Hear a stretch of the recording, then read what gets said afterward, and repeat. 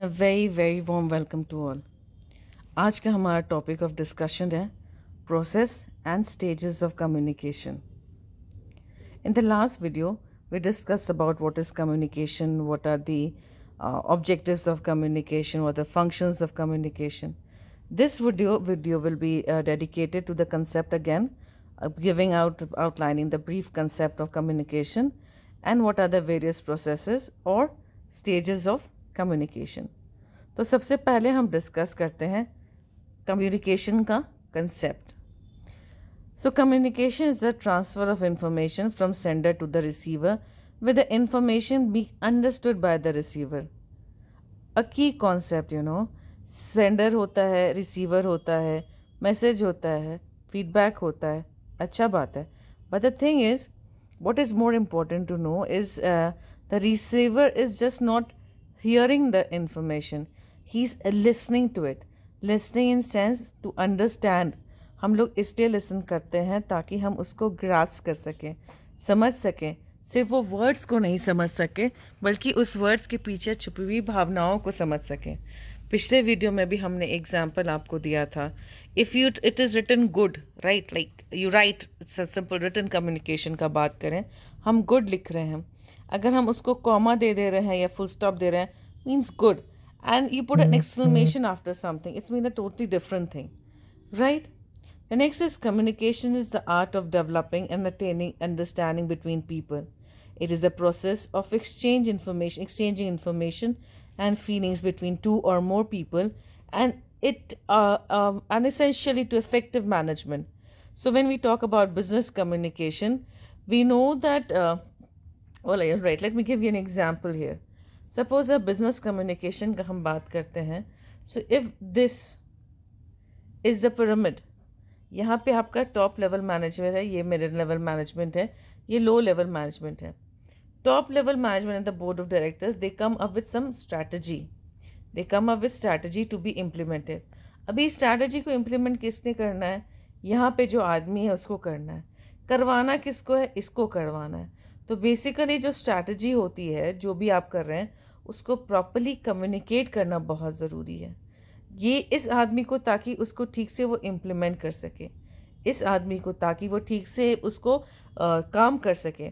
क्योंकि अगर किसी भी तरीके से इनके मन में ग्रीवेंसेस होता है या कुछ डिस्प्यूट्स होते हैं या इनके मन में कुछ रिजेंटमेंट्स होते हैं, तो जो अच्छी तरीके से जो करने वाला था वो नहीं हो पाता है. In that case, this leads to problem, right? In that case, this leads to situations which is not very favorable. So for proper productivity, for proper profitability, it is very important that every person in the organization, he is well satisfied, well happy, and he understands the vision of the organization, right? The next thing is that the communication is the sum of all the things one person does when he wants to create understanding in the mind of another. It is a bridge of meaning. It involves systematic and continuous process of telling, listening and understanding. Same thing है, sender हो रहा है, कुछ बोल रहा है, जो हम लोग अभी इसके बाद वाले स्लाइड में पूरा इसका प्रोसेस डिस्कस करेंगे. But the central idea of the entire communication is that it is a continuous process where the sender sends the idea or sends the message to the receiver understands it. It's very important. सिर्फ वो सुनेगा नहीं, it's not hearing, it's listening and understanding. Next, communication is the process by which people attempt to share meanings via the transmission of symbolic messages. Sender, then is encoding. जो भी मेरे दिमाग में आ रहा है उसको हम सिम्बल्स में चेंज करेंगे. चाहे हम जब बात कर रहे हैं तो वो ABCD हो गया, या हिंदी में बोल रहे हैं तो आई हो गया, या फिर अगर हमारा फेस टू फेस कम्युनिकेशन है तो हमारे बॉडी के जो जेस्चर्स हो गए. अगर हम हेड नॉट कर रहे इट मीन्स येस, अगर सर हिला रहा है इट मीन्स नो, अपना हम लोग शोल्डर श्रक कर रहे हैं. So all these things are mode of communication, right. Now the next thing is the communication comes from the basic thing जो हम लोग पहले भी डिस्कस कर चुके हैं, that communication comes from the English word communicate, Latin word communicare, which means to communicate. इसके मतलब है कि बहुत सारे आइडियाज़ जनरेट होते हैं. It is a two way process. जहाँ पे ऑब्वियसली सेंडर और रिसीवर रहता है, और इसके डिटेल में इससे पहले वाले वीडियो में ऑलरेडी डिस्कस किया हुआ है. It is a continuous process. There is a sender and there is a receiver and it goes on continuously year to year. It's a dynamic process. Dynamic process याद रखना इसलिए ज़रूरी है कि जब हम कम्युनिकेशन कर रहे हैं तो ऐसा नहीं होता है, जब specifically talk about business communication हो, तो जब business communication is about when the managers have to communicate in the business. What do managers have to communicate? Their decisions. जो डिसीजन मैनेजर का तो बेसिक जॉब होता है वही डिसीजन लेना. अब बिजनेस एनवायरनमेंट चेंज करता रहता है. जिस हिसाब से बिजनेस एनवायरनमेंट चेंज करता रहता है उस हिसाब से उन्हें अपने कम्युनिकेशन को भी चेंज करना है. आप अपने ऑर्गेनाइजेशनल बिहेवियर के थ्योरीज में पढ़ें या आप मैनेजमेंट के थ्योरीज में पढ़ें, सब में सबसे पहले जैसे ब्यूरोक्रेटिक थ्योरी वगैरह में ही दिया हुआ है कि सबसे पहले जो था ऑटोक्रेटिक मैनेजमेंट था, जहाँ बोला जाता था. Bureaucracy manage theory of manage वो भी था, जहाँ वो बोला जाता था the workers were told to do the job. उनसे ये पूछा नहीं जाता था कि उनको क्या करना चाहिए, क्या करने का मन है. There was no concept of division of labor, etc. But right now, the concept of collective bargaining, workers' participation, etc. has become very important. Hence, you cannot simply say कि अभी तो ऐसा communication हुआ जैसे हमारे दादाजी ने हमारे पापा से किया, वैसा ही पापा भाई से करेगा, भाई अपने बेटे से करेगा. No, not happening. Things are changing. Situations are changing. If you remember your father standing in front of your grandfathers, they were like simple कि जो बाबा बोला करते थे, ग्रैंडफादर बोला करते थे, one has to do. But right now it doesn't happen that way. Right now तो your brother is simply doesn't go for your father simply doesn't implement the decisions. हम लोग पूछते हैं अपने बच्चों से कि तुमको क्या लगता है, क्या करना चाहिए. So the kind of dynamics that is between generations have to be changed and it is changing. Similarly organisation में भी सिमिलर है. Now coming to the topic of the video, that is the process or the stages of communication. So let's begin. सबसे पहले ये देखें कि हमारे communication के process में the first and the foremost thing is the sender. Sender वो आदमी होता है जो अपना मैसेज देना चाहता है.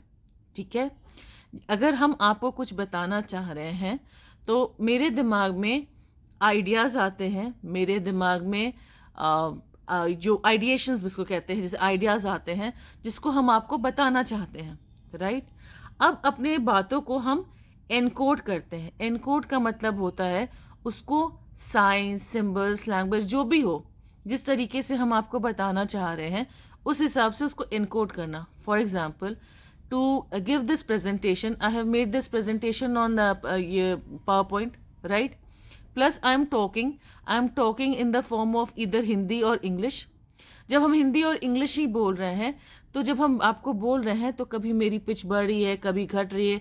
समझाने के लिए कभी सॉफ्ट हो सकता है, कभी हार्श हो सकता है. राइट. तो एनकोडिंग इज बेसिकली कि आप अपने जो भी सेंडर है वो अपने आइडियाज़ को कोड्स में, सिंबल्स में कन्वर्ट करता है. Right. Then is the message. जो भी आइडिया उसको आया उसको वो मैसेज के फॉर्म में भेजना है. मतलब क्या, if I am the sender here, I have prepared the presentation and I have thought of whatever I have to say in this video, the entire thing is being transmitted in the form of message. आप इसको decode कर रहे हैं. You are the person who is decoding it. आप ये flow chart देख रहे हैं, आप फ्लो चार्ट समझ रहे हैं. जो हम बोल रहे हैं चाहे हिंदी में हो या इंग्लिश में हो, जो वर्ड्स हम यूज़ कर रहे हैं उसको समझ रहे हैं. You are decoding it. Right. और then you are here, you are the receiver. Right. जो नेक्स्ट थिंग जो इसमें आपका आता है विच इज़ वेरी इंपॉर्टेंट, ये नहीं कि रिसीवर आता है, रिसीवर ने कम्युनिकेशन का बात सुन लिया तो बात ख़त्म. No. One of the very important process, one of the very important part of the process of communication is the feedback. Feedback कौन देता है? फीडबैक देता है रिसीवर. और वो किसको फीडबैक देता है? वो फीडबैक देता है सेंडर को. राइट. इससे पता चलता है कि जो कम्युनिकेशन है वो कंप्लीट है कि नहीं है. जो कम्युनिकेशन है वो कंप्लीट है. आई am the receiver, sender. Let's just talk about you and me. I am the sender.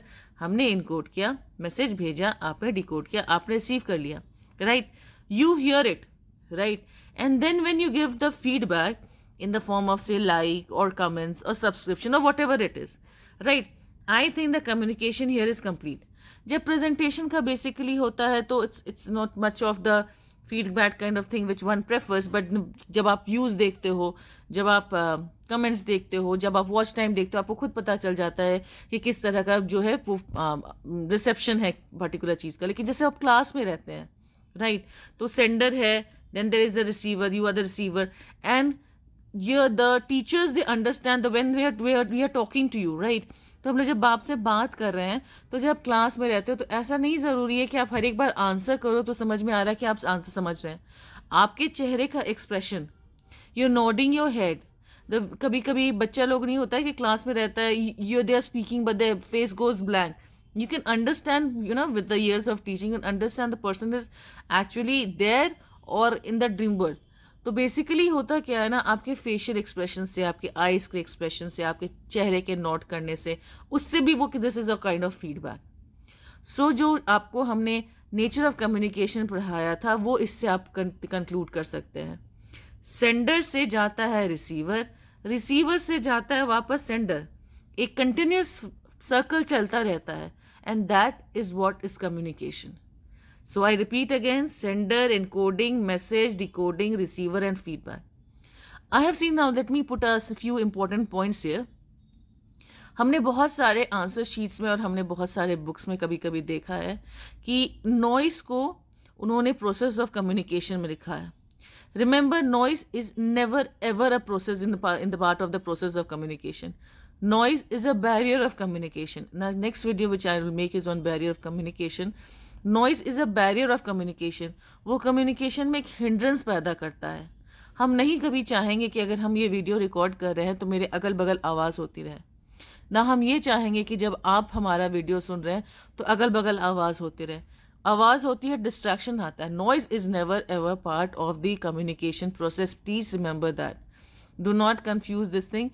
And for any other book you're referring to, please make sure that this process is only the part of communication. Sender, encoding message, and then decoding, receiver, and then feedback. बहुत सारी जगह हमने sender की जगह ideation भी लिखा है. Ideation भी देखा है, तो आइडिएशन आप लिख सकते हैं, no doubt. But the thing is, ideation किसके दिमाग में आता है? सेंडर के दिमाग में आता है. और जब आप रिसीवर लिख रहे हैं तो आप काइंडली सेंडर लिखें, and then the answer, if you're writing your answer in your answer sheets, is totally complete.